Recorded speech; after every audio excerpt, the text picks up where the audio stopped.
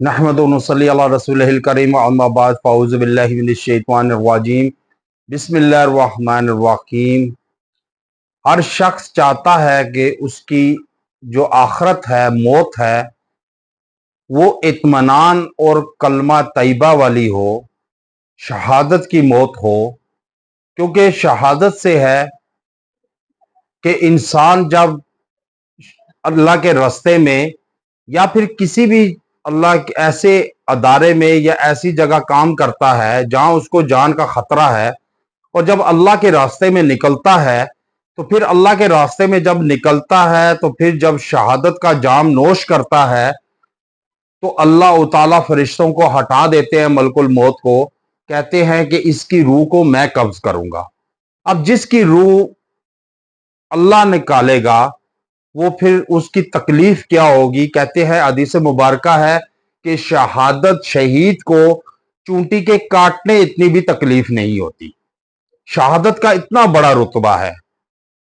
अब शहादत और मदीने की मौत हो, हर शख्स ये चाहता है, दुआ करता है कि या अल्लाह मुझको मदीने की मौत अता फरमा, ताकि जन्नतुल बकी में दफन हो सकूं, मदफन हो सकूं।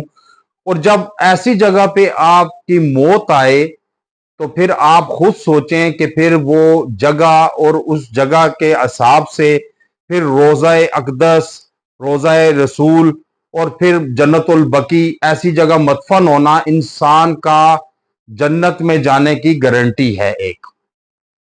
तो अगर आप चाहते हैं, अब जैसे हदीस है कि एक शख्स मदीने में फौत हुआ, तो हज़ूर अकरम सल्लल्लाहु अलैहि वसल्लम ने कहा कि ये कहाँ का रहने वाला है। तो उनको बतलाया गया कि या रसूलल्लाह, ये यही मदीने का बासी है। तो कहने लगे, काश ये मक्के का होता, तो उस जगह से लेकर यहाँ जगह तक जितनी भी जगह होती, इसकी जो है वो जन्नत उसके मुताबिक मिलती इसको। तो ये हर शख्स का दिली ख्वाहिश होती है कि मेरी मौत मदीने में आए, क्योंकि हमारी निस्बत मदीने वाले से है, मदीने से है। तो इसलिए जब मौत की तमन्ना करें, तो मदीने की मौत की तमन्ना करें, ताकि आपकी दुनिया और आखिरत संवर सके। बाज लोगों को देखा होगा, आपने उम्रे पर जाते हैं या फिर हज पर जाते हैं, और वहीं रूह परवाज कर जाती है, फौत हो जाते हैं, और वहीं उनको मदफन कर दिया जाता है, दफन कर दिया जाता है। वो कितने खुश नसीब लोग हैं कि जिनको अल्लाह अपने घर बुलाकर और फिर अपने पास रख लेता है। एक शख्स आपके घर मेहमान आए, तो वो आता है तो चला जाता है, उसकी इतनी निस्बत नहीं होती, मोहब्बत इतनी तड़प उनसियत नहीं होती। और अगर एक शख्स को आप बुलाकर अपने पास ठहरा लें, तो इससे अखज होता है कि इसका रुतबा बुलंद है, इसका मुकाम आला है, और ये बड़ा मर्तबे वाला है अल्लाह के यहां, कि जिसको अल्लाह ने अपने पास ही रख लिया मदीने में। तो ये इसलिए इंसान को चाहिए कि वो मौत की तमन्ना करे तो मदीने की करे, कलमा तैयबा की करे, शहादत की करे, ताकि दुनिया और आखिरत दोनों संवर सके।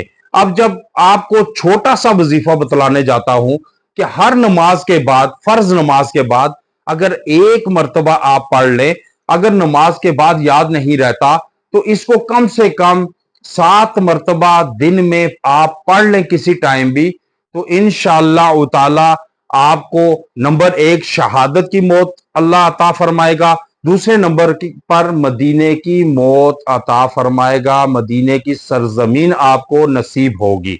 अब वो वजीफा क्या है?